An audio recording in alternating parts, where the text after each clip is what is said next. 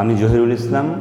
আমি যেহেতু উপকৃত হয়েছি তাই আমি আরেকজনকে অবশ্যই রেফার করব, সেও যেন আমার মতো তার জীবন দর্শন সব কিছু চেঞ্জ করতে পারে। এজন্য নিঃসন্দেহে আমি অনেকটাই উপকৃত হয়েছি এই কোর্সটি করে।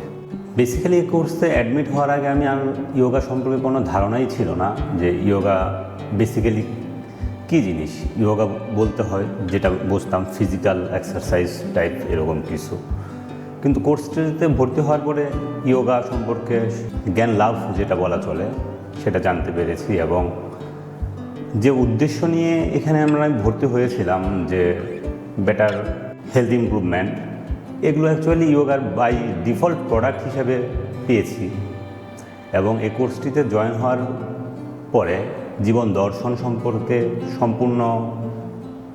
সম্পূর্ণই বলা চলে চেঞ্জ হয়ে গেছে আমার ক্ষেত্রে।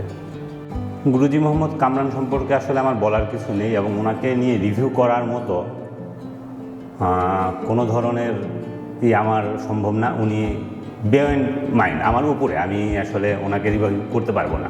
উনি আন্তরিকতার কথা যদি বলা হয়, one of the best teacher can say.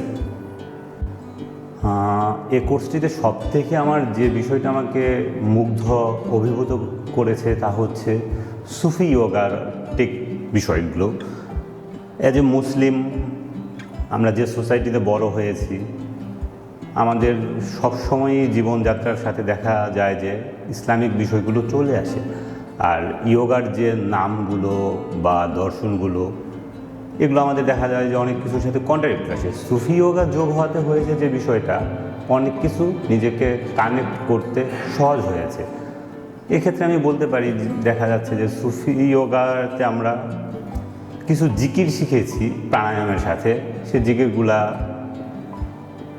সহজ হয়েছে আমার নিজের জন্য করার জন্য, ডাইভাইনের সাথে কানেক্ট হওয়ার জন্য, আল্লাহ তাআলাকে স্মরণ করার জন্য।